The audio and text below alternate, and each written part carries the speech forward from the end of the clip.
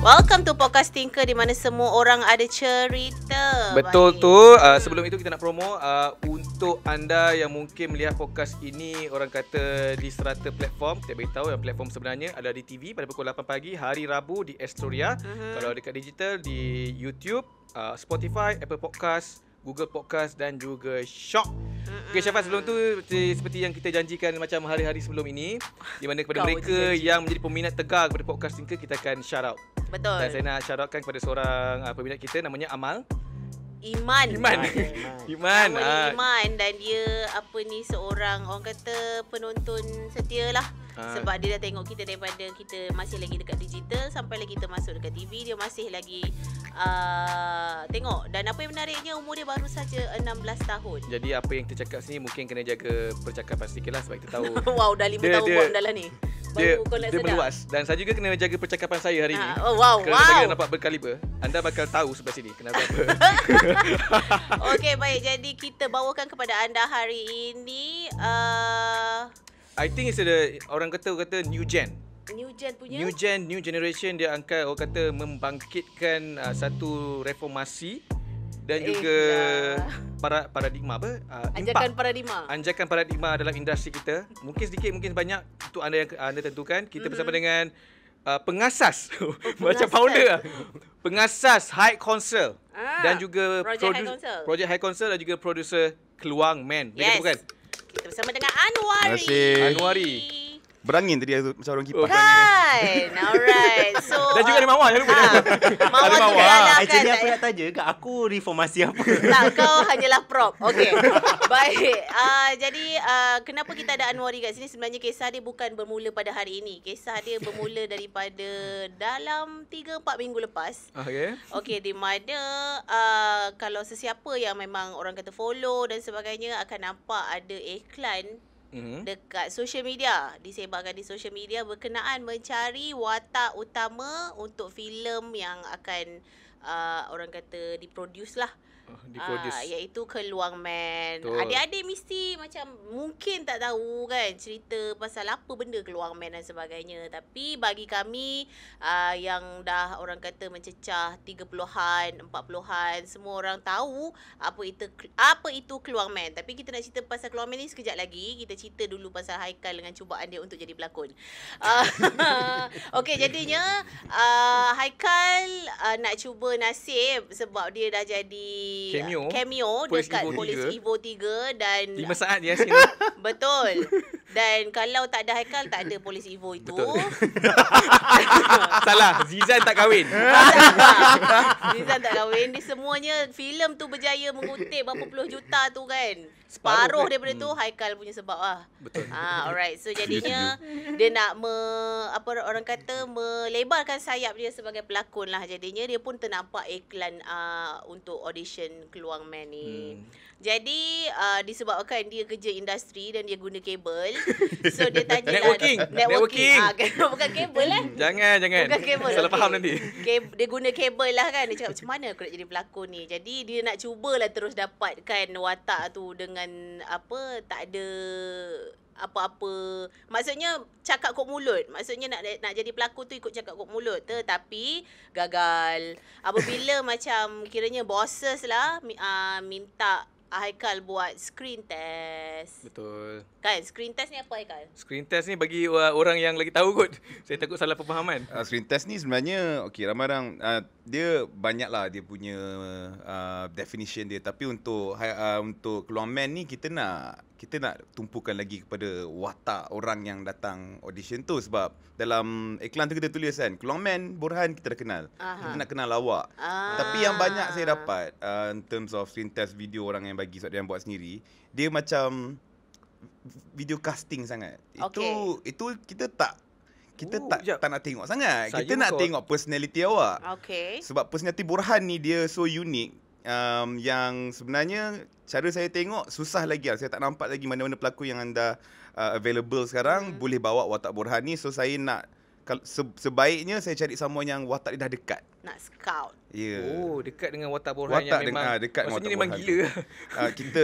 Kita sekarang 2023 tak boleh guna perkataan tu. Okey, maafkan saya. Ya. Yang mungkin ada mental illness. Ya, betul.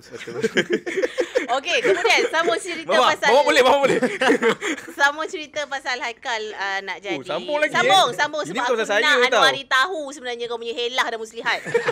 Okey, so Haikal pun macam nak kena hantar screen test kan. Saya sebagai seorang rakan yang baik dan juga manager bila dia dah famous nanti, not now, later in the future. Dah manifest awal-awal. Cakap dengan Haikal just buat je sebab macam opportunity tu kita tak payah fikir opportunity sangat. Kita buat je for the sake of like having fun and trying something new. Dan aku pun gila. Yes, so kita pun buat. Bila buat dan Haikal sendiri edit lah. Maksudnya siapa yang record kan, Haikal edit dan Haikal pun ambil masa yang lama untuk hantar. Tapi rupa-rupanya dia dah hantar dalam diam, babe. Tak bagi tahu aku. Okey, dan nanti belum. Okey, belum lagi. Cerita belum habis. Okey. Boleh defend diri sendiri tu. Belum, nanti dulu. Okey, jadi bila dia dah hantar dan hari ini kita bawakan producer Keluang Man. Sebab Haikal memang tak puas, babe. Tak puas hati. Dia tak puas hati dengan hanya hantar screen test. Jadi sebab itu, okey tak apa, kita ajak Anwari sebab mana tahu aku boleh dapat job nanti. Sambung kipas. Yes, ajak dalam podcast. Okey, untuk defense Okey. Saya nak ajak Anwari sejak episod siapa kawan Anwari tu? Alfi. Masa kita upload video Alfi, to be honest betul. Anwari kita nak try juga tapi Anwari busy kan. So Anwari dah upload, Anwari cakap, "Oh, tak nak ajak Alfi je, tak nak ajak aku." Oh, okey. Tapi aku tak tahu lagi yang Anwari akan buat Keluang Man. Bila kau dah Dah tahu?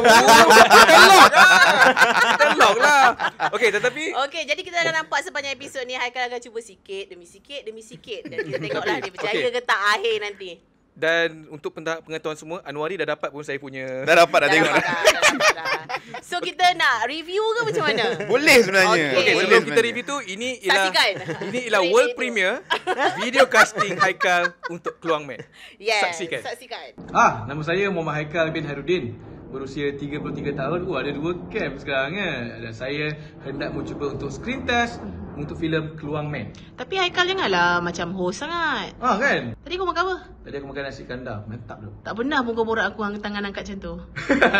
Nak tunjuk selipar. Kenapa ada selipar? Sebab kita nak try untuk screen test Keluang Man. Jadi Keluang Man ni kalau secara dasarnya orang cakap dia sebagai orang yang mental illness ataupun mungkin ada sakit lah. Tapi sebenarnya kita pun tak tahu sebenarnya dia sakit ke tak kan? Ya, sebenarnya kalau kita ikut backstory sebenarnya Keluang Man tak gila. Dia sebenarnya frustration dengan cinta. Pernah ke kau? Pernah lah.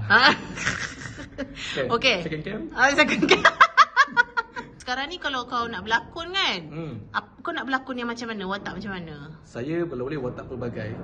Sebab kalau kita tengok dalam seni lakonan ni sebenarnya, aku rasa kalau kita berlakon ni, kalau kita boleh bawa watak yang sekecil alam dengan sebesar-besar umat, kalau kau terror, kau boleh buat. Tak jawab soalan bukan? Betul, jawab soalan. Sudah ready ke? Ready untuk apa? Untuk screen test ni lah. Yes, saya sudah bersedia. Okay, jom.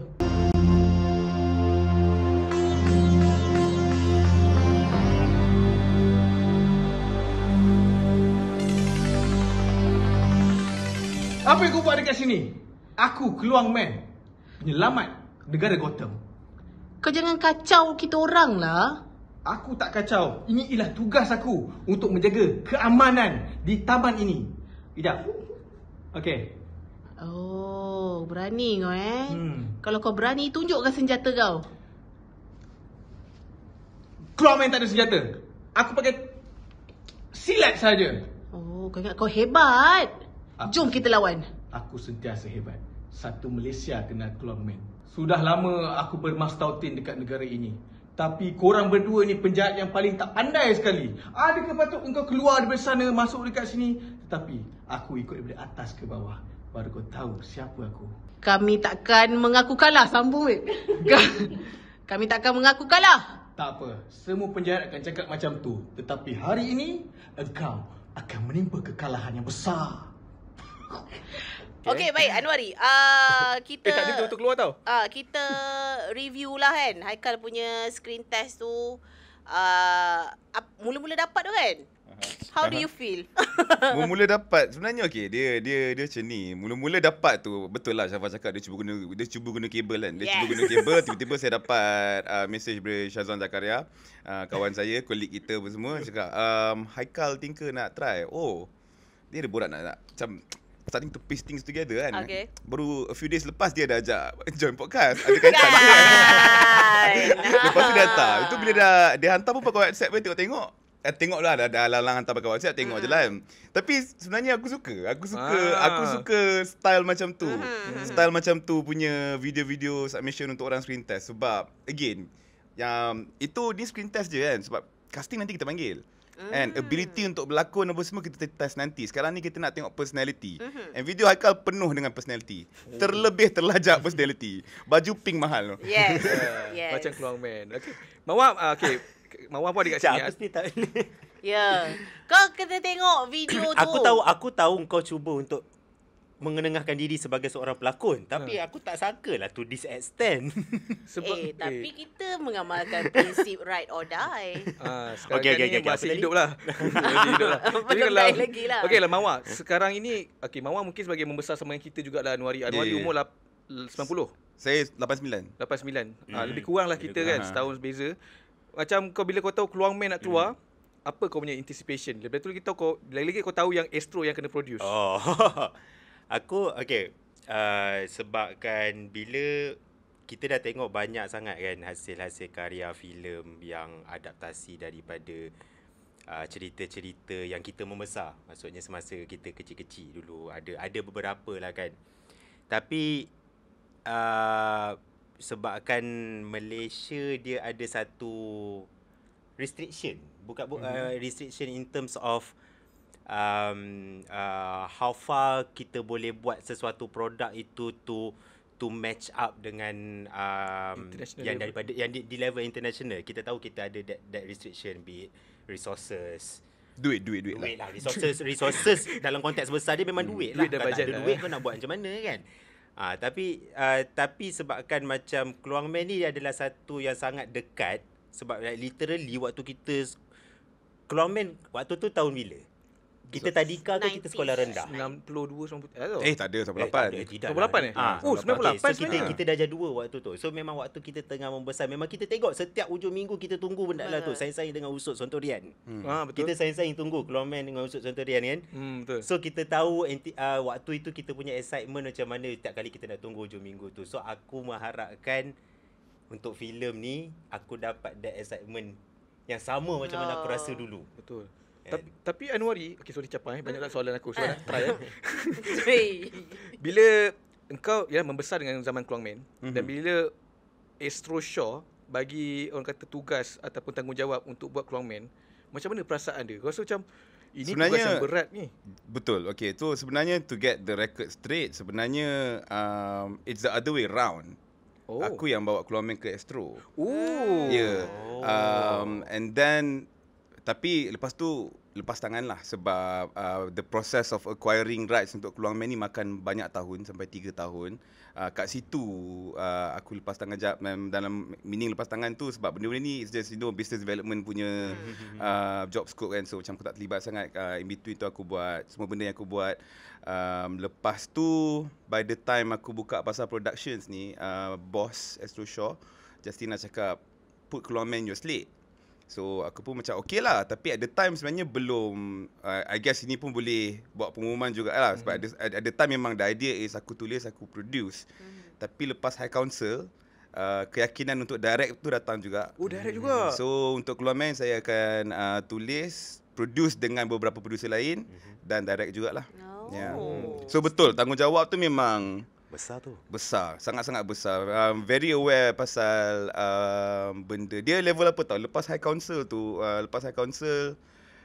by right nak ikutkan aku punya slate punya plan, memang right after High Council is Keluang Man. Tapi aku punya mengilat dan takut.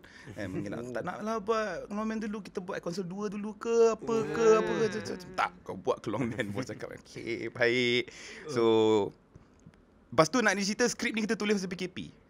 Skrip ni kita buat online writers room masa PKP 2020. So skrip tu pun dah lama tinggal lah. So it's not something I'm used to lah. Sebab aku biasa jenis macam start project tak tengok benda lain dah sampai habis. Ini benda dah siap. Time tu belum skrip lah, baru ada scene outline, draft 1, tinggal 3 tahun, buka balik. Masa buka balik tu baru dia punya semangat tu datang balik lah. Tapi sebab sebelum buka balik tu memang macam liatnya 2 benda lah. Yang satu sebab benda dah tinggal lama, 2 sebab pressure lah. Pressure. Beban lah sebab kalau ikut, tak adalah ikut sejarah. Kalau ikutkan sebelum ni pun ada producer ataupun director yang pernah try nak approach Jabbar Keluang Man. Kalau tak silap saya, Datuk Afri Syauqi. Aziz Osman. Osman. Tapi tak jadi. Selalunya macam mana Astro boleh berjaya dapat? Sebab orang lain macam susah dapat, Astro dapat ke tak boleh cerita? Inner working yang saya rasa tak sesuai nak cerita. Tapi senang cerita, at one point tu saya rasa macam tak jalan aku, tak boleh aku ni. Sebab dia complicated. So Syafa ada soalan pasal Keluang Man? Okey, macam ataupun pasal saya? Apa benda ni? Okey, macam Keluang Man tu kan, why Keluang Man? Why Keluang Man? Yes. Why not tu? Dia macam ni tau. Dia faham. The why not tu sebenarnya sebab macam benda ni lagi elok sentuh ke lagi elok tak sentuh kan. Itu je the only why not sebenarnya. Tapi other than that sebenarnya macam kalau kita borak pasal something yang iconic, yang that is Malaysian produced apa semua, sebenarnya IP tu tak banyak. And kita Astro Shaw Astro Shaw part of their strategy is to make things franchisable. And sekarang kita ada 3 Polis Evo contohnya. And Keluang Man ni bagi saya so obvious lah, this is definitely franchisable. So that's why saya bawa idea Keluang Man ni. Lepas tu sebenarnya yang mula-mula sekali ketengahkan idea untuk sampai level ni punya pre-production Keluang Man ni, yang dia bermula dengan seorang rakan saya yang saya pernah kerja dengan. Nama dia Rosh Faizal Arifin. Tak tahu kenal ke tak, tapi dia seorang illustrator yang agak famous. Dia pengarah Didi and Friends, the movie baru-baru ni. Salah satu pengarah.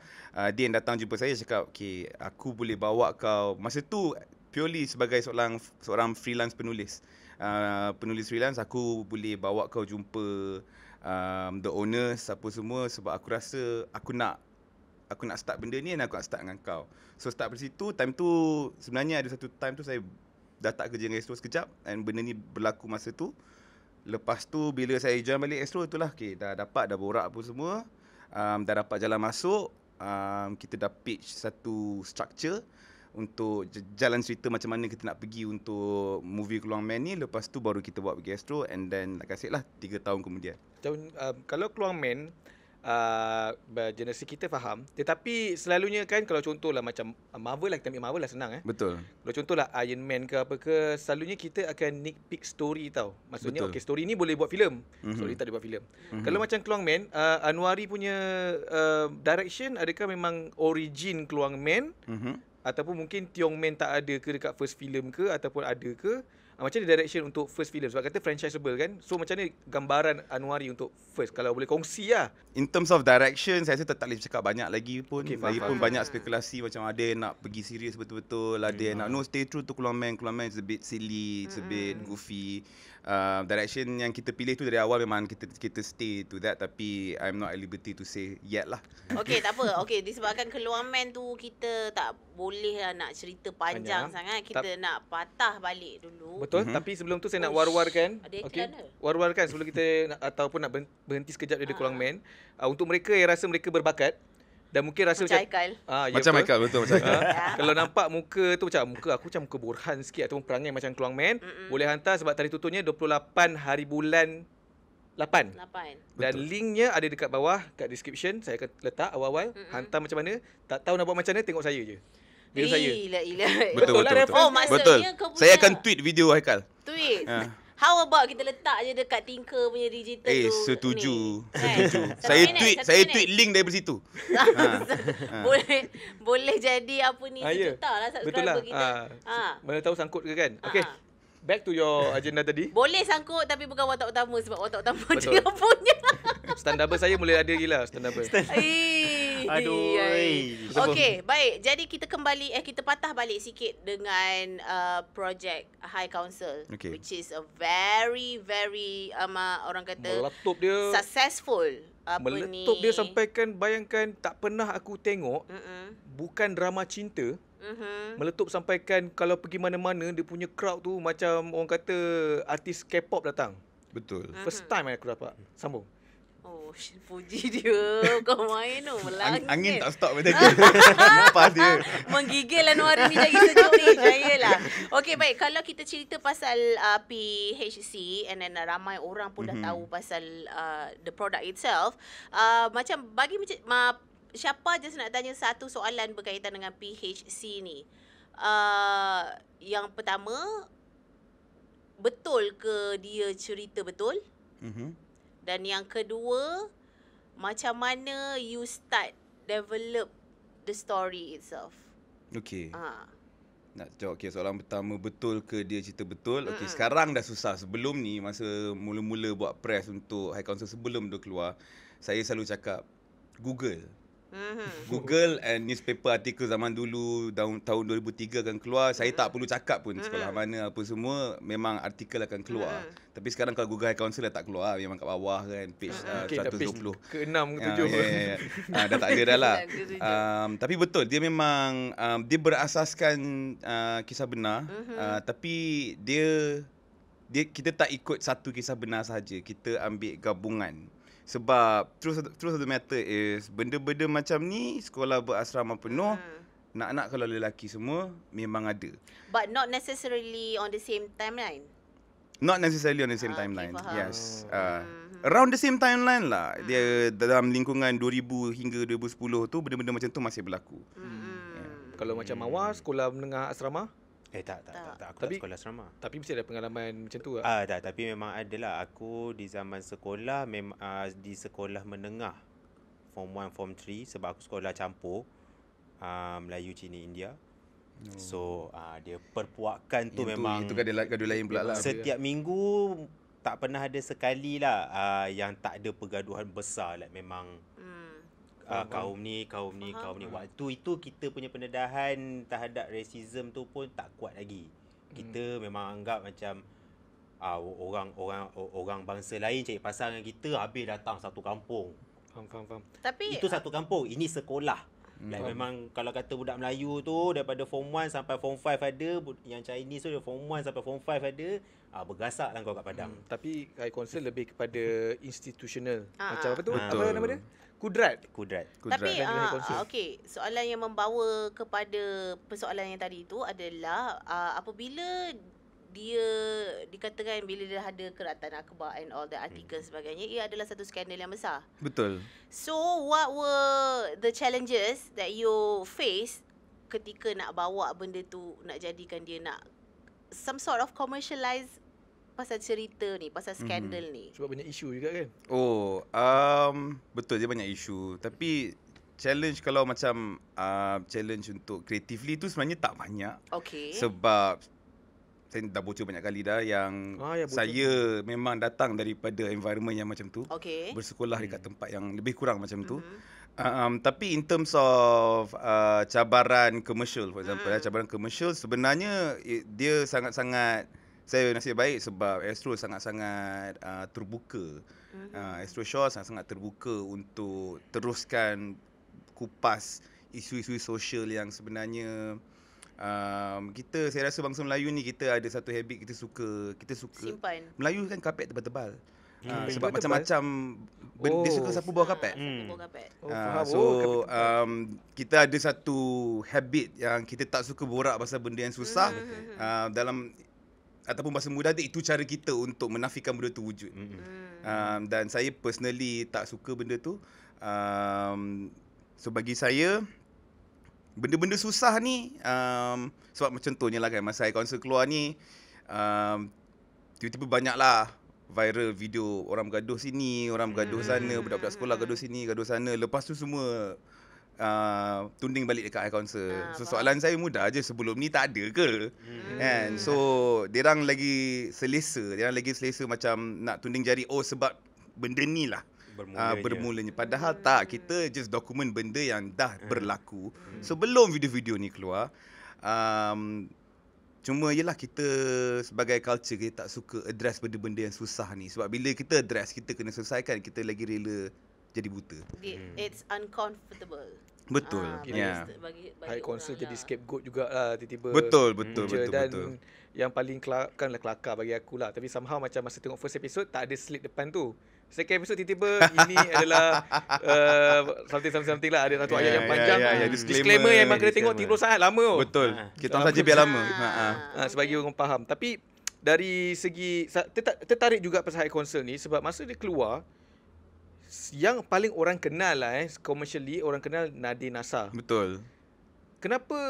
Yelah nak katakan kalau ini traditionally kalau orang nak promote filem ke series ke akan ambil nama yang sudah commercial. Betul.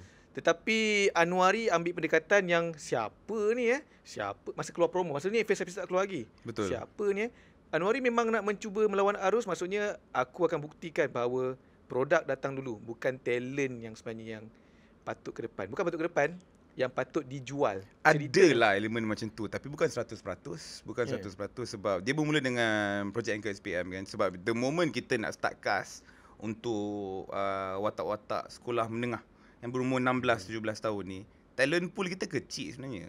So dengan projek Anchor SPM saya dah experience benda tu, nak buat situ pula sekolah. Pelakon kita walaupun muda for example, dia ada something tau pasal pelakon yang walaupun muda tapi selalu bawa watak-watak yang lebih berumur. Bila kita letak balik dekat sekolah tu, orang susah nak percaya. Dia kacau that suspension of disbelief. Memang selalu pun Mak Saleh pun letak pelakon-pelakon umur 30-an jadi budak sekolah apa semua. Tapi orang boleh beli sebab muka dia baru. And orang belum associate pelakon ni dengan watak-watak yang lebih dewasa apa semua. Itu projek Anchor. Sekolah campur lelaki perempuan. Masuk high council ni sekolah lelaki semua. Semakin kecil pool tu. So dalam kata lain, saya memang personally saya tak berminat lah dengan idea macam nak cari pelakon kena cari followers dulu apa semua, memang tak berminat. Tapi at the same time bukan niat yang sengaja pun pilih pelakon-pelakon baru ni untuk melawan itu, tak pun. Dia pilih pelakon baru ni adalah out of necessity sebab talent pool kita cuba fikir pelakon lelaki yang dah famous. Kalau betul kita nak ikut numbers kan, siapa je yang famous yang lepas jadi budak 16-17 tahun? Takkan kita nak panggil Remy Ishak jadi budak 16-17 tahun. Dulu Arifin. Dulu Arifin tak boleh. Tu besar sangat kan. So bila kita buat council tu, memang perlukan banyak pelakon lelaki yang muda, nampak muda, boleh lepas ni umur 16-17 tahun. So kita punya pool tu yang dah available memang sangat kecil. Apa yang saya terpaksa buat adalah buka ad kepada yang baru. Tapi dia macam terpaksa dan at the same time macam seronok sebenarnya. Sebab saya rasa produk baru ni bagus. Sebab sekarang orang lagi terbuka kan, orang lagi banyak reference, tengok Netflix apa semua. So pemahaman terhadap lakonan pun dah berbeza. Betul. Cuma saya satu je lah benda saya nak cakap pasal high concern ni. Masa dia tengah buat casting tak nampak pula promo dekat mana-mana. So terlepas lah. La ilaha illallah, pelik lagi kau kat dalam situasi ni. Tetapi kau dah tak lepas dah. Kau dah tak lepas dah.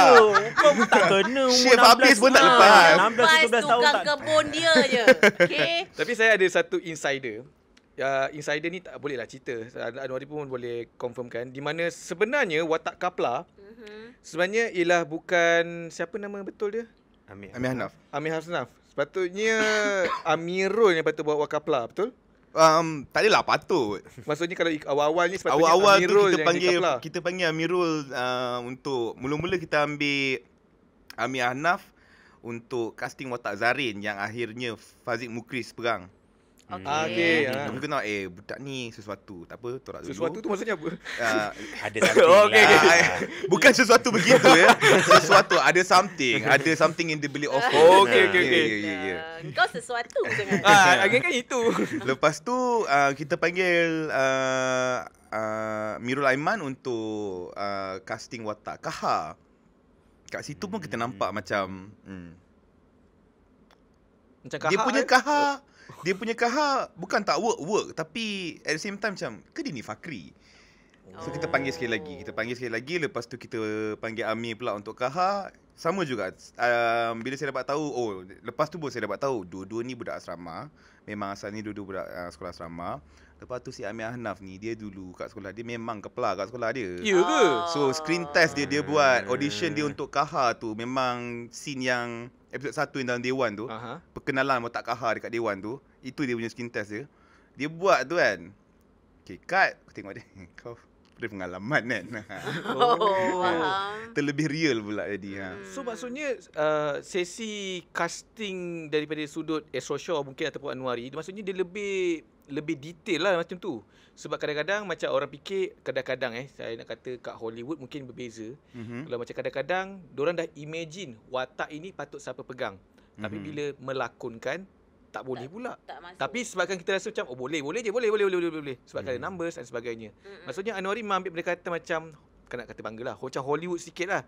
Di mana watak itu tidak semestinya datang daripada muka dan juga apa yang dia ada dekat luar, tetapi macam mana kau boleh carry watak tersebut. Betul. Tapi dia both lah. Dia luaran dan dalaman. Luaran tu bukan setakat good looking sajalah kan. Luaran saya tak deny pun, kita still tengok dia ni handsome tak handsome apa semua kita still consider. Tapi handsome ni banyak jenis. Betul. Contohnya macam kita ada Nadine Nasa yang handsome dia tapi macam dia ada something yang lembut pasal look dia kan. So sesuai dengan watak Naim. Kita ada handsome yang macam Mirul Aiman. Dia ni, tapi handsome dia ni nampak macam ganas. So sesuai dengan Fakri. Sama juga dengan Amir Hanaf. Dia punya handsome ni domineering. Dia ada benda macam tu lah. Physical dia kadang-kadang sebab tu casting ni dia bukan bagi saya lah kan. Dia bukan ability untuk berlakon saja. Dia termasuk sekali dengan physicality pelakon tu, and macam mana make sense tak watak yang kita dah tulis ni diletakkan dekat dengan muka tu. Sebab contohlah kan, kita contoh Betul Kusyari pelakon hebat, tapi kita bagi dia watak orang kaya daripada bangsa yang cakap Melayu tak terus. Dia saya yakin dia boleh perform, tapi at the same time ada something yang off pasal dia punya natural looks. I mean the stereotype yang masyarakat letak lah. Dia betul. Semua stereotype, at the same time dia subconscious tau. Benda tu subconscious, and saya rasa tugas saya sebagai pembikin adalah untuk bagi proses audience nak percaya benda kita nak dia orang percaya ni cepat. Bagi dia punya barrier tu kita buang. Kita buang barrier. Dia ni contohnya paling mudah watak Cina bagi pelakon Melayu. Dah kacau otak dah. Ataupun as simple as macam dia ni muda tapi kita dah banyak kali tengok dia berlakon watak tua, tapi kita letak dia watak sekolah, orang dah susah nak percaya. Faham. Macam apa yang jadi kat Jibam dah. Tapi satu je lah, kalau macam menyambil kalau betul Jibam kan kesian. Betul. Sampai sekarang pergi dia Jibam, tak pergi dia Akmal Nazri. Tapi kalau macam Nadine Nasa, handsome yang lembut. Kalau macam saya, handsome yang macam mana? Saya, honestly kan, aku tengok muka kau, aku tak nampak pelakon, aku nampak pengarah. Kau tahu kenapa? Sebab muka kau macam Nik Amir. Alamak. Actually you. Okay, Mawar, ni aku bagi kau peluang untuk tanya Anwari. Sebab kau macam dia tadi macam mengkagumi Anwari. Tak, bukan sebab aku. Sebab macam kau tahu background aku sebenarnya apa kan. Mawar orang filem. Asalnya. Faham. Dia buat Marco Polo. Ada one of season Maksudnya lah. dia tak dalam production Malaysia lah. Dia Ya. Tak, bukan. Betul lah, dia kat Keluang Man boleh berlaku. Sebab di waktu itulah baru kau belajar the other side of filmmaking. Betul.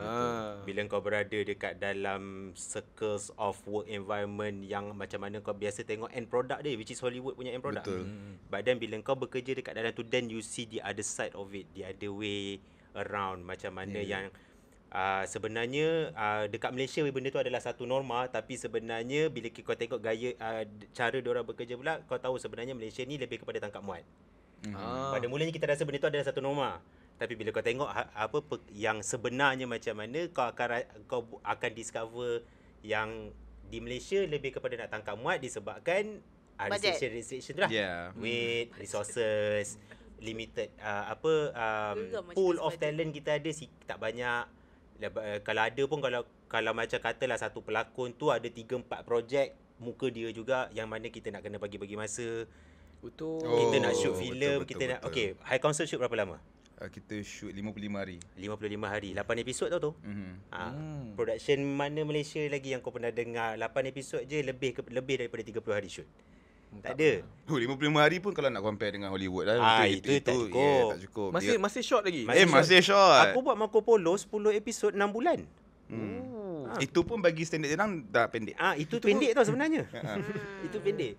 So dia because like, macam lebih banyak masa kau ada untuk hasilkan satu produk tu, lagi berkualiti lah produk tu je kau It dapat. comes with time lah. Tapi Betul lah, resources termasuk masa kan. Termasuk masa Ya. lah. Tapi Kita kalau tak ada masa.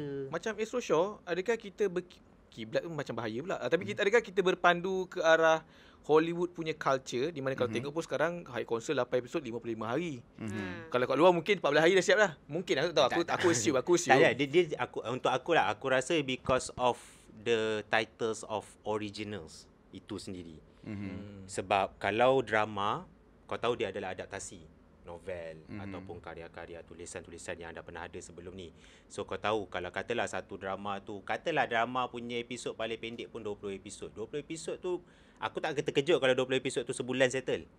Sebab dia adalah drama, dia adalah Drama adaptasi. TV, Dia drama boleh kata satu episod 2-3 hari. satu episod 2-3 hari je shoot tau sebenarnya. Ratio So, dia.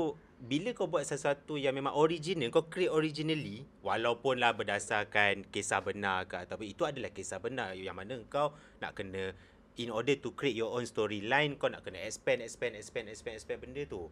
So, untuk original itu sendiri, 55 hari tu singkat lah lagi sebenarnya betul kalau lah. kau tanya aku. Betul. Faham. Sebenarnya tak cukup lagi tu. Tapi Banyak lagi kau sebenarnya kalau kau ada bagi banyak masa, lagi lebih lagi daripada tu kau boleh bagi. You get to do it meticulously lah. Betul. Maksudnya kalau lagi Exactly. banyak Betul. Kau boleh lagi detail sebab Betul. macam bila kau masa kau singkat, engkau nak bekerja dengan masa dengan satu lagi kau nak kena adhere to 12 hours a day working time sebab dia bila kita shoot ni kan dengan kru-kru angkat equipment berat-berat nak kena fikir benda-benda tu jugalah. Kat Hollywood lebih 12 jam OT. Betul. Itu luar. Kalau production luar negara lebih 12 jam OT. Kita Malaysia tak apply benda tu.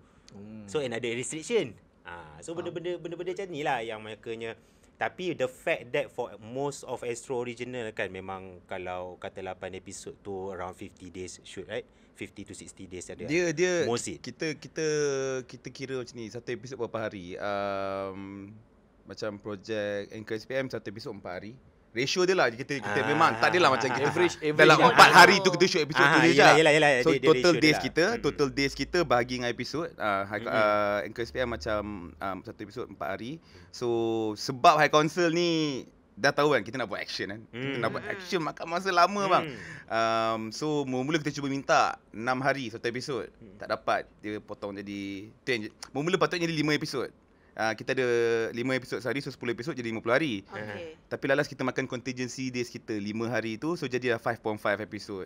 5.5 days. 5 days. Per episode. 55 Yeah. days. Tapi kalau sebelum ni borak dengan Alfie pun, Alfie ada cakap yang macam ada sedikit macam ada, mungkin aku nak cakap Astro Show lah, tapi mungkin ada macam movement baru di mana satunya dia cakap pasal showrunner.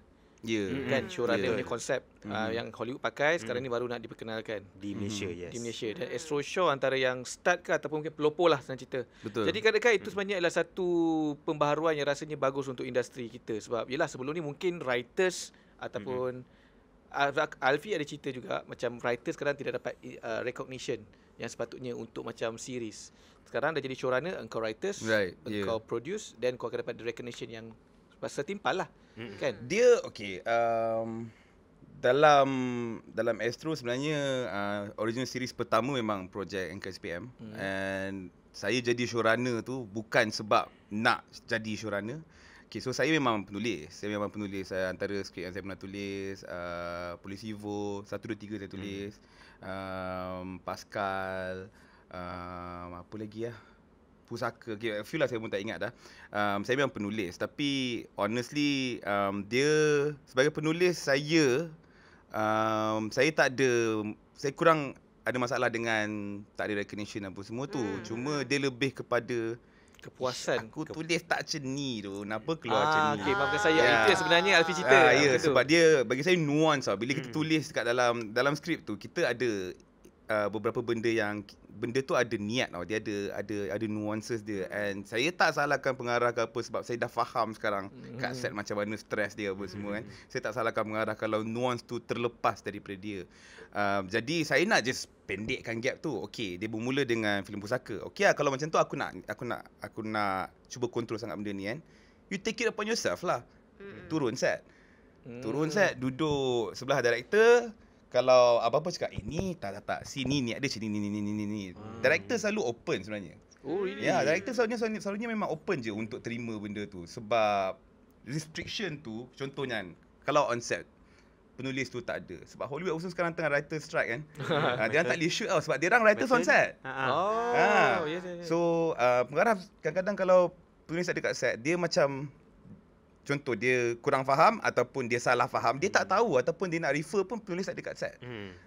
So saya lebih suka ada kat set so that untuk pendekkan gap tu, bridge the gap kan, as opposed to ni kalau kita nampak benda tu tengah berlaku yang macam pemahaman salah, tak kita betulkan. Bukan untuk nak kata aku betul kau salah, tak, untuk produk tu sendiri. Sebab vision berbeza. Vision, okey, so itu masalahnya lah kan. Macam kita semua ada otak yang masing-masing. Betul. Kita tak ada USB device yang boleh macam automatic aku nampak Bluetooth. apa kau nampak. Centralize ke apa? Tak ada, tak boleh. So dia memang berharapkan words communication kita. And sebenarnya on script tu awak penulis yang bagus macam mana pun dia memang takkan 100% lah. Dia memang takkan 100% sama dengan apa yang director bayangkan.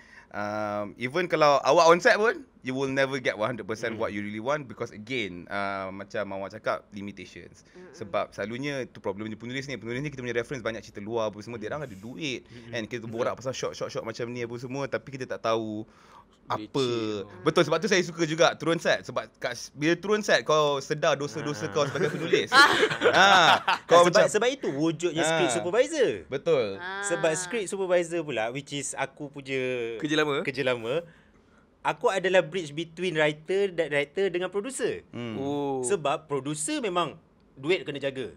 Writer memang bukan nak cakap diorang short sendiri, memang kerja diorang writer je. Penulis banyak reference apa benda yang diorang imagine kan, yang director pula sekejap nak kena dengar producer, sekejap nak kena dengar AD pula yang kejar-kejar masa apa semua. So script supervisor lah yang jambatan kepada untuk memastikan yang each one of them still get what they want. Okay. Ya, dalam masa yang sama script supervisor lah yang akan make sure yang the whole script tu, the storyline that has been created tu sustain, follow as per. Sebab tu kalau tak ada script supervisor, which is most of Malaysia production sekarang ni, script supervisor dia tak pakai script supervisor, dia sebut konti. Betul. Konti person, which is most of it adalah intern. Bukan nak kata intern buat kerja tak bagus, tidak. Tapi ini adalah satu tanggungjawab yang besar. Sebab script supervisor adalah the third person who supposed to understand the whole entire storyline. Sebab kalau director tersasar, script supervisor yang kena remind. Kalau AD pula duk sibuk kena cepat, script supervisor tahu scene ni bukannya boleh shoot within 1 hour. Betul. Ada certain scene you need to get the emotion right. You need to get the dialogue delivery tu betul. Intonation betul, level energy dia tu betul. So script supervisor pula kena bagi tahu kat edit, relax lah. Nak rushing kenapa? Scene ni bukannya scene kecil. So itulah dia ni. So bila kata macam writer, diorang nak kata writer shot sendiri, bukan salah diorang untuk shot sendiri. Memang kerja diorang kena shot sendiri. Sebab kalau tak Saya kurang setuju. Tak ada, bukan shot sendiri. Tak. Saya setuju writer shot sendiri. Saya setuju writer shot sendiri sebab saya tak setuju yang benda tu apply kat Malaysia saja, tu je. Memang betul writer kerja dia adalah berangan. Tapi sebab ni saya sendiri punya experience kan. Bila turun set kan, dia rasa tau, kau rasa macam ada certain times tu as a writer you on set, kau rasa macam apa aku tulis ni dah menyusahkan orang. Apa aku tulis ni dah menyusahkan orang. And of course lah, in best case scenario, taklah aku tulis ni, korang execute lah kan. Hollywood ada duit. Bila tak ada, you on set kau start nampak tau macam mana kau boleh in a way tu lah, again sebab industri kita tak ada script supervisor yang function to that extent, yang macam sampai work dengan producer in terms of trying to maintain budget even. Maintain days, maintain time apa semua. So saya masuk lah. Saya masuk buat benda tu, okay, macam in a way kita belajar, production belajar daripada writer being on set, and kita pun belajar, oh kau tulis ni jangan sembarangan. Kau tulis ni dengan industri kita, apa yang kita mampu atau tak mampu. Oh, berangan pun kena pasal bajet juga. Berangan sebenarnya membantu. Berangan ikut bajet. Berangan ikut bajet. Okay, tapi kita dah go detail untuk production. Tapi dua-dua pun kalau kita borak detail sangat pun takut orang pun risau. Bukan risau. Risau takut korang ni attack siapa-siapa ke? Tak. Bukan tak ada attack tapi siapa-siapa. Tapi tahu jugalah macam Anwari. Mawar tahulah macam di background dia. Kalau macam Anwari, macam mana boleh minat orang kata dalam industri filem atau buat cerita ni? Adakah start daripada sekolah ke? Sebab kalau tak silap cerita High Council tu, High Council yang series tu sebenarnya daripada short film Anwari kan? Betul. Kiamu tahun 2010. Kiamu time tu dah habis sekolah lah. Dah habis sekolah dah. Itu FYP, saya belajar filem. Itu FYP project lah untuk saya punya degree. When it all started? When it all started, saya sekolah asrama. Dia mula dengan masuk form dengan HIS. Sama sekolah dengan HIS. Saya masuk form 1. Sebenarnya cerita dia masuk form 1 tu homesick teruk lah. Homesick teruk punya, saya asal daripada Kedah. Homesick teruk. So saya punya strategi untuk settlekan homesick ni adalah membusykan diri dengan semua benda, dengan semua aktiviti yang wujud kat sekolah. Salah satunya yang betul-betul in a way catalyst dan sampai sekarang adalah saya masuk club teater.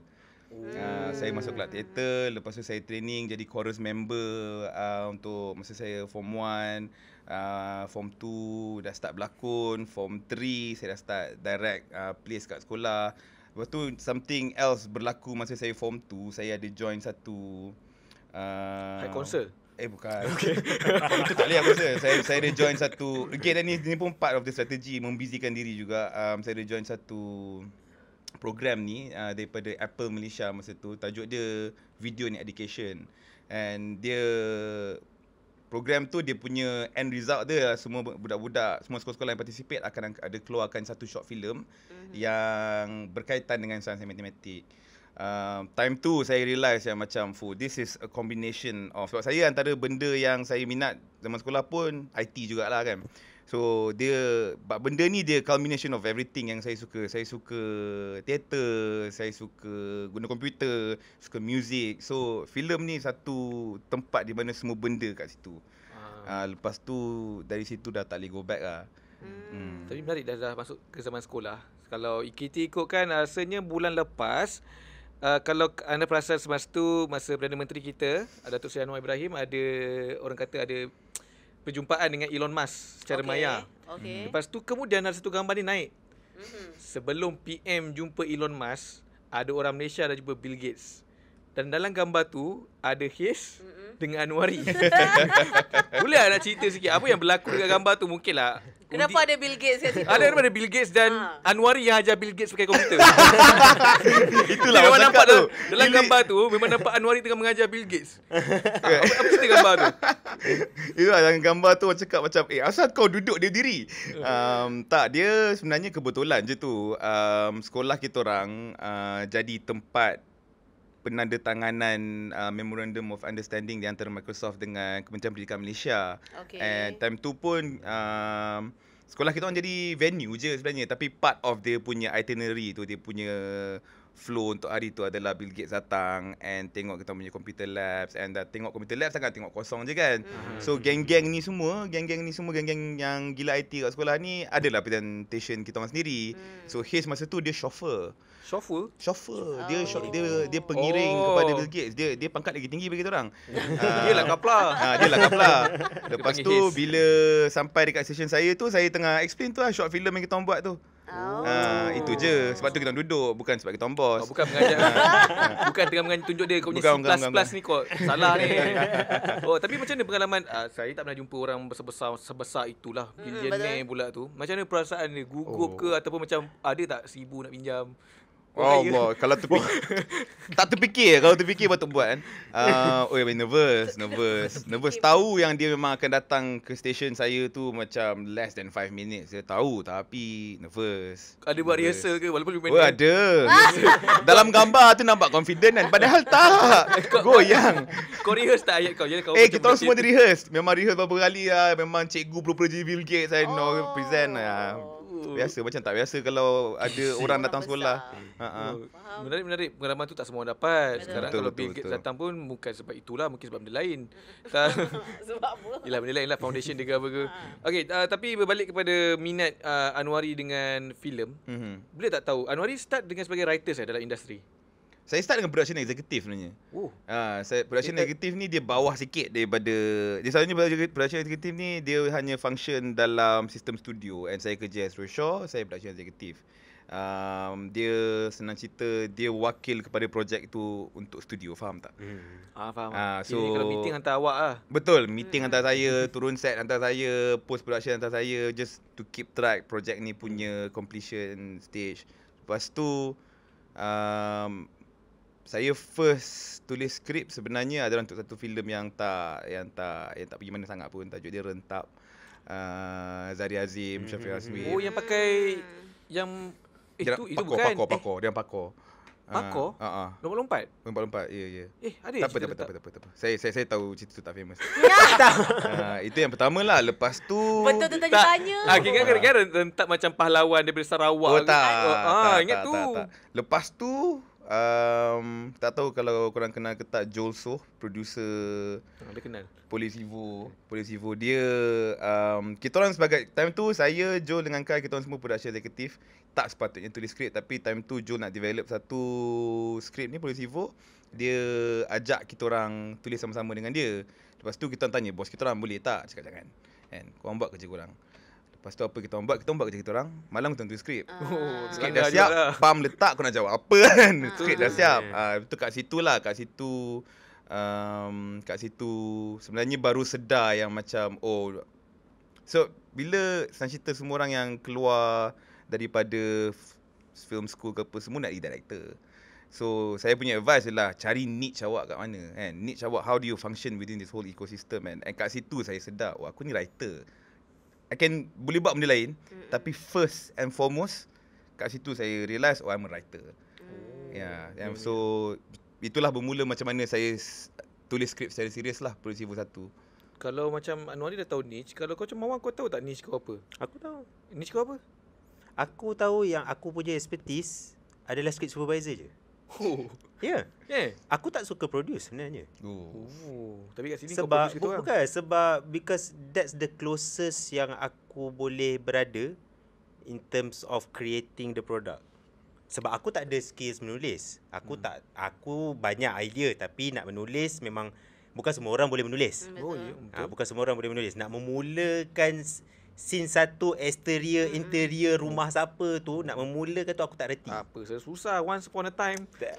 So, itu daripada kita kecil pun memang macam tu kan. Tapi sebab aku memang tahu aku punya specialty, aku punya expertise adalah sebagai script supervisor. Mana-mana berapa banyak filem, berapa banyak series yang aku dah buat, semua itu adalah aku. Kalau tak paling jauh pun in terms of managing, paling jauh pun aku boleh pergi assistant director je, first AD.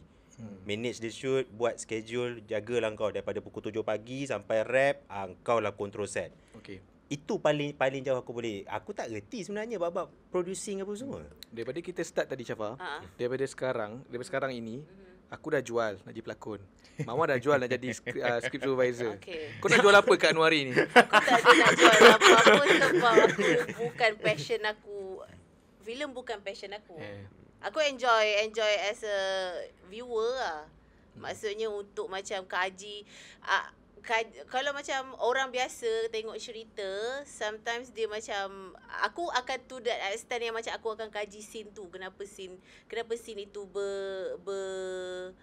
berlaku, kenapa daripada yang scene sebelum itu, kenapa relationship dia, kenapa dia jump ke sini. Itu aku suka kaji. Tapi macam untuk hasilkan, aku tak ada creativity itu. Maksudnya aku tak imaginative.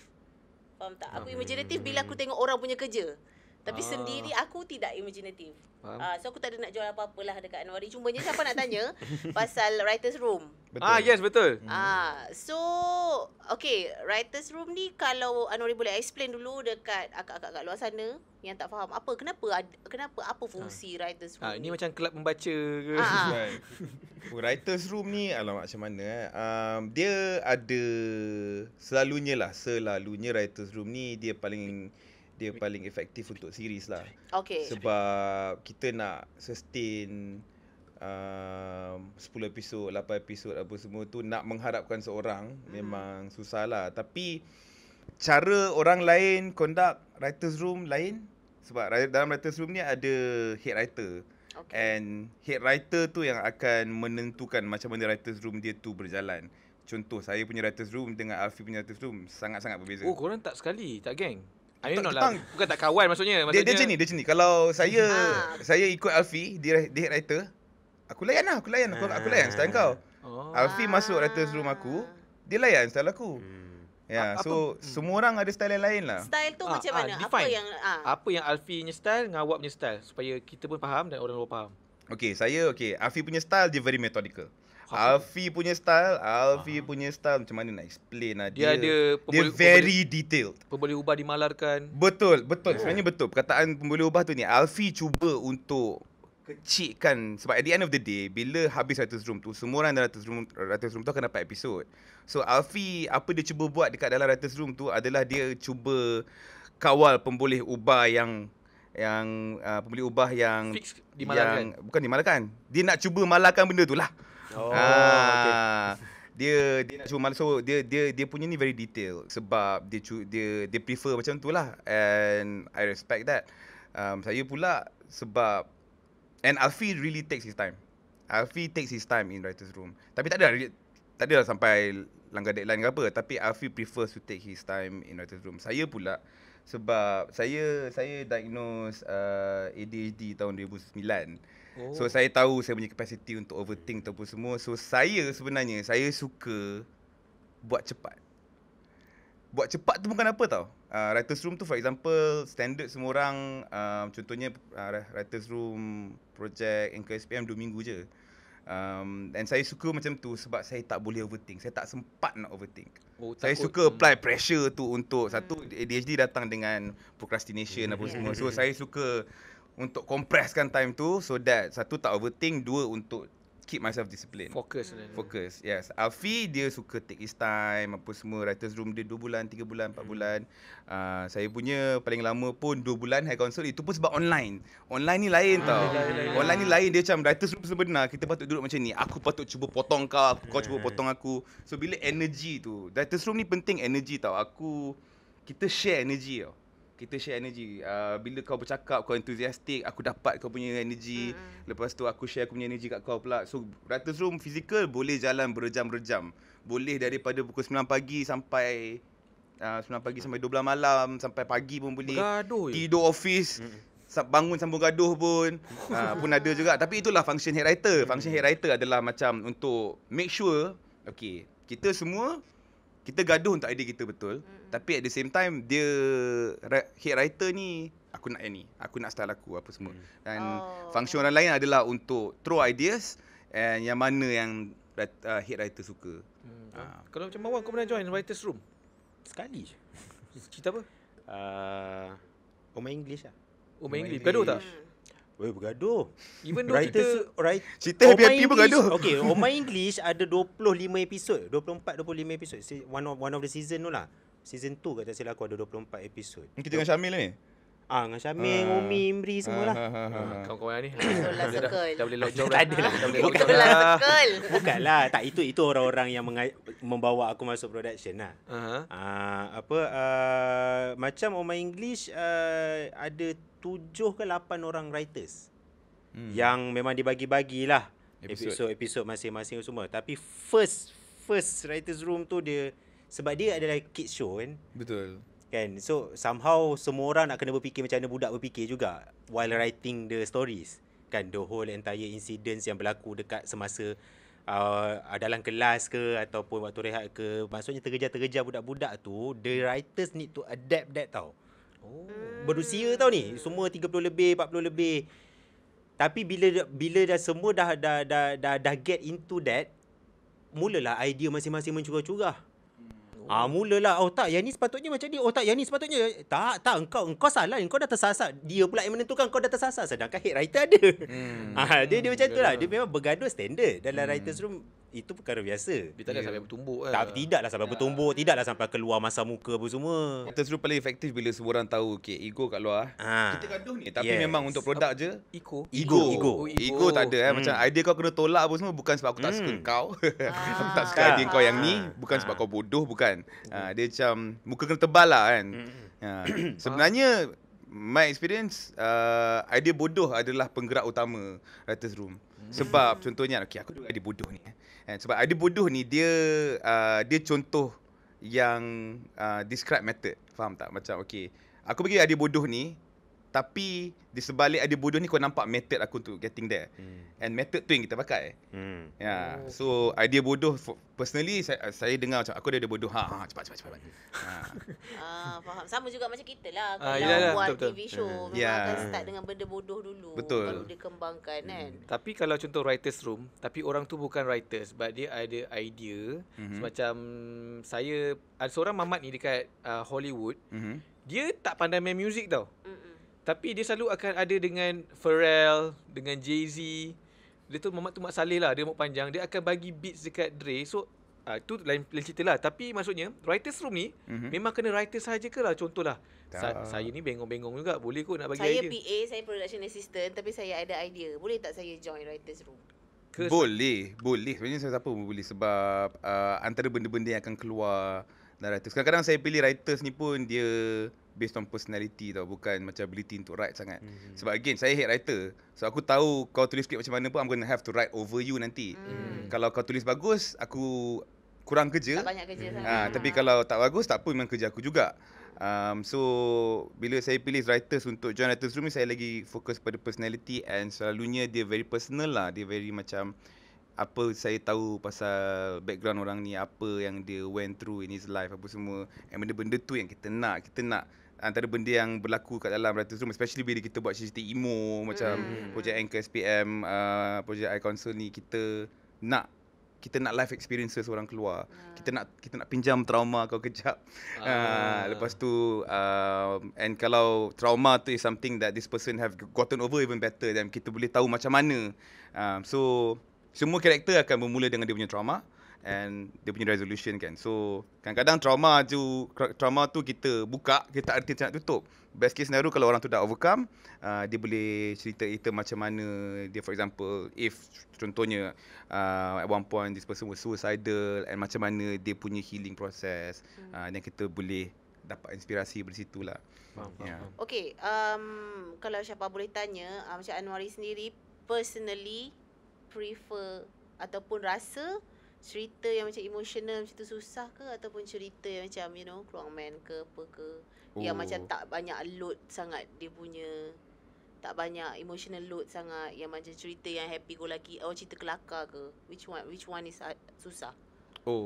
Susah sebenarnya emotional lah, definitely. Yang betul-betul engage orang emotional. And sebab saya, kalau perasan saya punya filmography kan, sebab sebelum buat projek NKSPM saya tak pernah buat series, saya buat filem saja.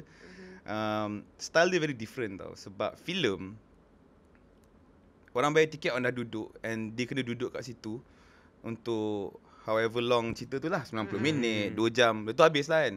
Series ni kita nak retain orang tau. And retain orang tu, pada saya, kita kena tangkap emosi dia. Bukan tangkap dia punya dengan flashy things. Sebab filem a bit macam tu, kita tangkap dia dengan benda-benda yang flashy. Kita anggap macam okay, kau duduk, it's a 90 minute 120 minute roller coaster ride.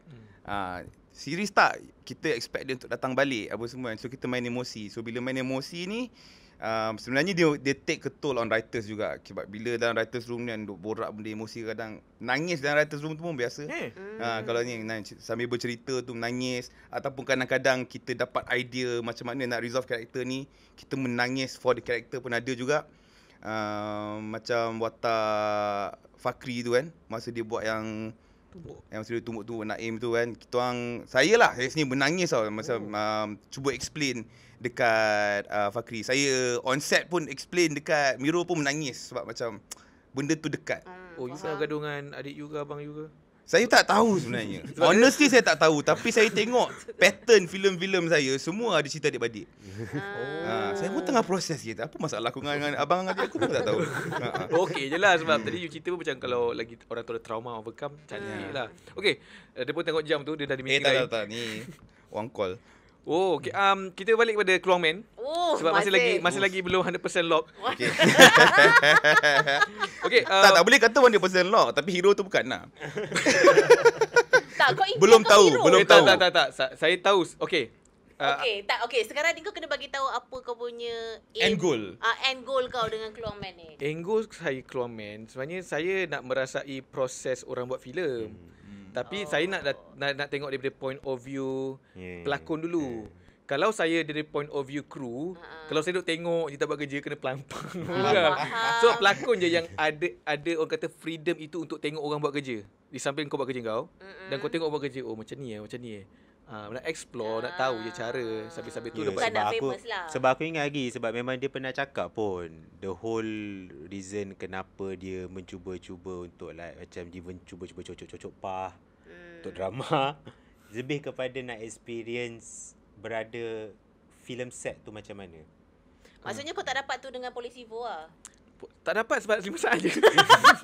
Sebab berapa lama je sangat pergi Scene pun shoot. scene filler saya cakap. Okey, tapi berbalik pada Okey lah, tak adalah aku macam pandang hina sangat kau. Kalau kau cakap itu kau punya Tanya. Jambu apa? jambu. Oh dia tu ada. Ya, itu Betul ada. lah tu Anwari macam ini paling lama kan lepak dengan dia. Betul. Yeah. Saya lepas sekejap. Kita orang dah lepak setiap hari yang lama selama 7 tahun. Later you will know. Oh, actually korang tak tahu kot, tak perasan ke apa? Sebenarnya aku pernah kerja satu floor dengan korang. I think perasan? so. I rasa macam perasan. ya. Pasal I Ya. nampak you tadi macam Dulu Anwari pendiam. Aku punya first conversation aku dengan Anwari ialah antara fans dengan Trolala. Oh. Sebenarnya ingat tak? Kat kita JP? Sebab borak-borak minat kau Anwari sebenarnya. tak adalah tak minat. Minat betul minat. Dia tengok lah konten aku. So somehow dia kena balas budi balik. Ya Allah. Hai, menyirak je. Okay, sebelum penonton pun menyampah dengan aku ni, aku tahu dah punya temperature point. Kau ajar kali relax dah. Weh, sumpah aku doa kau jadi pelakon weh. Amin.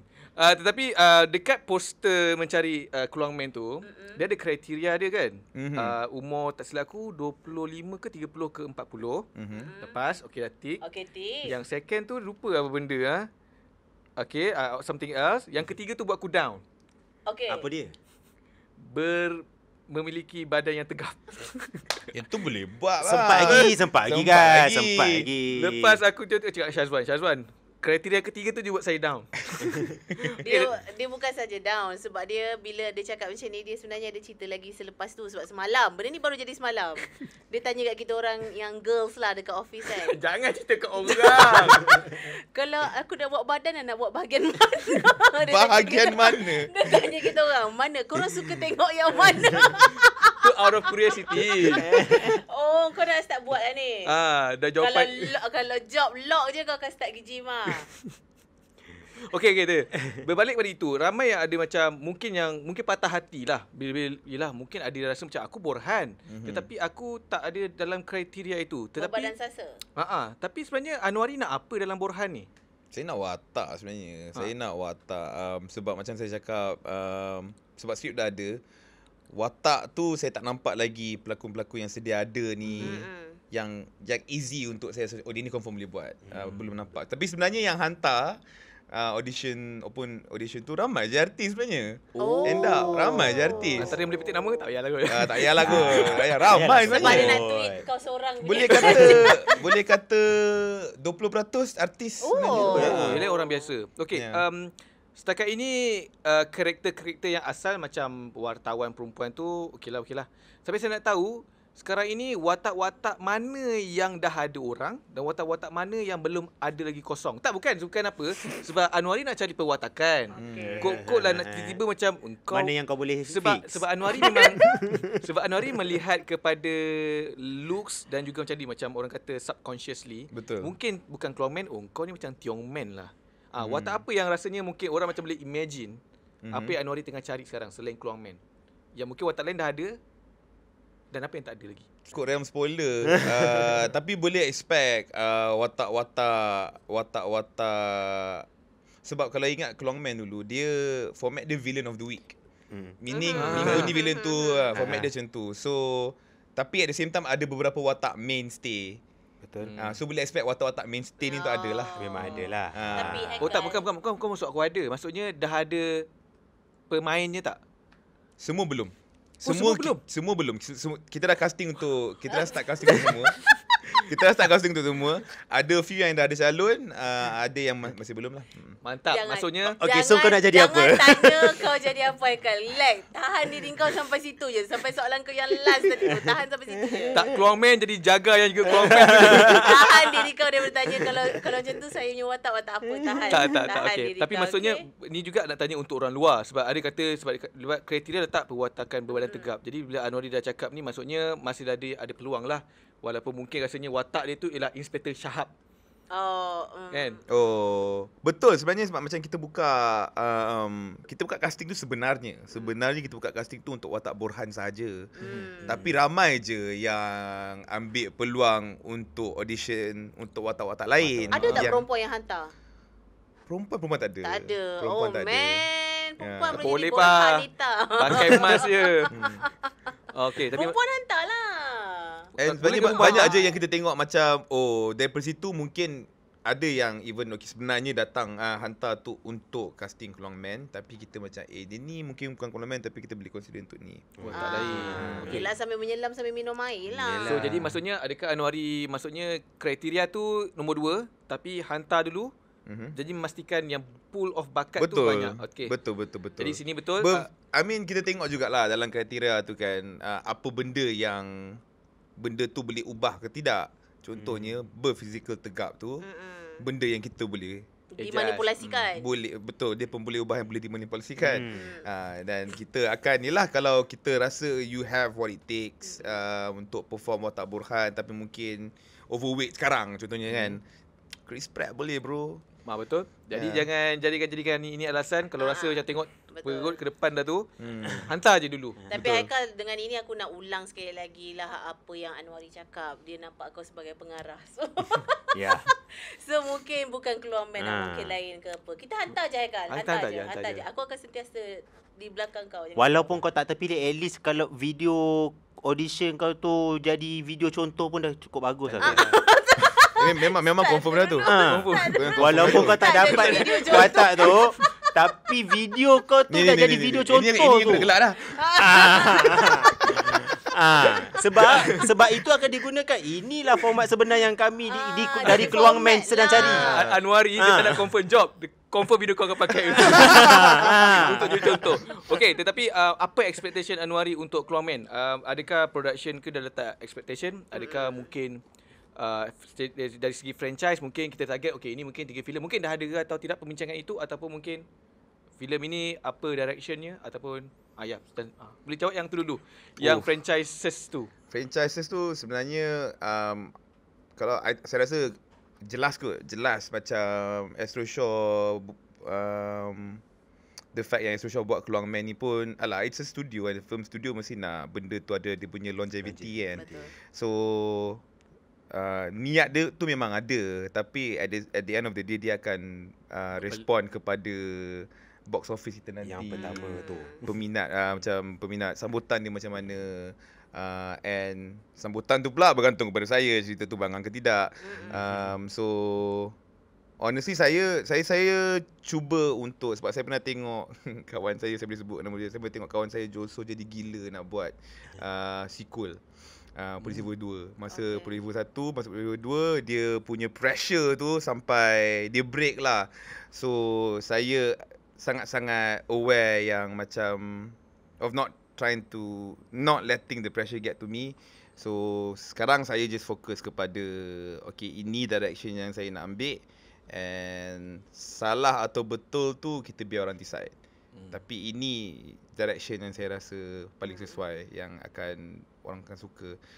At least lah, ini saya boleh cakap, saya rasa orang yang dah baca skrip dan pernah tengok Keluar Main zaman dulu, dia cakap, oh, suara dia masih sama.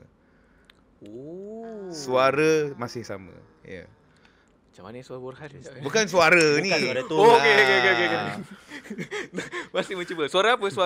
Suara dalam suara cerita tu masih sama. Voice dia masih sama. Okey. Maksudnya nada. Maksudnya bila kau baca skrip tu, kau boleh nampak balik Borhan punya perwatakan dalam cerita Keluar Main tu, macam mana cara dia bercakap. Kau boleh nampak balik dari tone dia. Hanya daripada baca maksudnya skrip tu. dia komikal yang jangan cuba. Kau belum baca skrip tu kan. Kau jangan cuba. Tak bukan. Kalau tengok balik first episode ada kat YouTube, itu upload secara haram. Aku rasa korang boleh nampak momen itu masa Borhan jumpa baju Keluar Main dan dia bercakap dengan tulang mayat tu. I think that's a good reference. Betul. That's a good reference, right? Sebab Borhan sebagai watak betul. Sebab dia berdialog dengan tulang. Tapi kita contemporary kan lah. Okay, faham. Okay, Anwari ada kata-kata akhir untuk peminat Keluar Main dan juga mana tahu yang mereka yang nak hantar. Oh, siapa yang nak hantar tu, saya nak encourage lagi ramai hantar. Saya nak encourage orang yang, antara sebab kita extend ni, satu sebab permintaan ramai orang macam tak sempat. At the same time juga saya nak bagi peluang tau, sebab almost saya rasa macam siapa-siapa yang masih on the fence kan,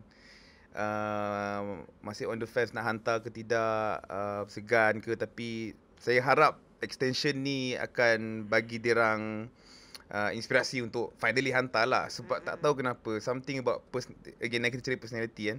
Saya rasa personality orang yang saya perlukan ni, at this point dia most probably one of those people yang macam nak hantar ke tak, alamak dia nak extend lah. Dia nak extend lah. Okay. Maksudnya Anwari dah ada sedang memerhatikan beberapa. Tak. Ni dia generally. Oh, generally. Oh, insting. Okay. Sebab dia macam ni tau. Insting. Dia macam ni tau. Dia Faham. macam dia ada beza orang yang nak jadi pelakon. Betul. Dengan orang yang rasa dia boleh berlakon. And rasa ada something dalam dia yang dia boleh keluarkan. And usually this letter punya example ni, bagi saya itu pelakon. Pelakon bagi saya yang sebenar usually introverts, usually very reflective, dia duduk diam-diam je. Saya rasa industri kita attract banyak extroverts untuk jadi pelakon, and tak bermaksud tak masuk dalam pelakon yang tak bagus ataupun yang bagus, tapi sebenarnya saya selalu lagi, ni personal lah, saya sebagai producer dan director, saya suka orang yang banyak berfikir dekat sini. Dia fikir tapi kat sini. Mawar macam banyak interview. Banyak gerak ni, adakah Mawar yang memikirkan Mawar sebagai adakah dia ke sebenarnya Borhan? Tak ada. Tapi kalau apa yang Anwari cerita sekarang ni, aku bayangkan seorang je. Solos lah, tapi aku ni macam imagination yang besar lah, tapi itu gamer kan, bukan? Gamer. Okay. Tapi aku tak rasa lah dia akan hantar. Tapi tamu siapa? Aku introvert sikit lah. Dan kau jadi introvert. Tak pernah aku nampak kau jadi introvert. Daripada awal tadi kau memang dah berlakon dah tu. Sebenarnya kau memang dah berlakon sebab kau bukan begini ya. Tapi sebenarnya kita nak ucapkan all the best untuk Anwari dan juga Keluar Main. Yes. Ini orang kata untuk promotional, untuk mewar-warkan kepada orang luar sana untuk hantar. Dan insyaAllah kita kena dapatkan Anwari lagi dengan pelakon yang betul. InsyaAllah. Hantar anda bila lagi? Hantar je. Kalau anda rasa malu, anda tak fikirlah perasaan saya yang yang bakal digunakan sebagai contoh. Fikirlah perasaan saya. Format. Anda punya tu mungkin Anwari seorang je tengok. Saya satu Malaysia tengok. Bayangkan perasaan saya. Jadi alright, so jadi thank you so much Anwari. Thank you Syafa. Sebab sudi datang dan cerita dengan kita orang Malaysia and then Mawar also. Macam biasa, kalau nak tengok podcasting ke, kalau anda terlepas episod ini dekat TV, anda boleh saksikan kami dekat YouTube Tinker Studio. Macam biasa Haikal akan upload yang ini awal lah, episod ni awal. Ini sebab sebab nak push kita nak push. Sebab pun Anwari pun kadang-kadang guna contoh saya kan. Betul. Alright, so yes, thank you so much. Kita jumpa lagi minggu depan. Bye. Assalamualaikum.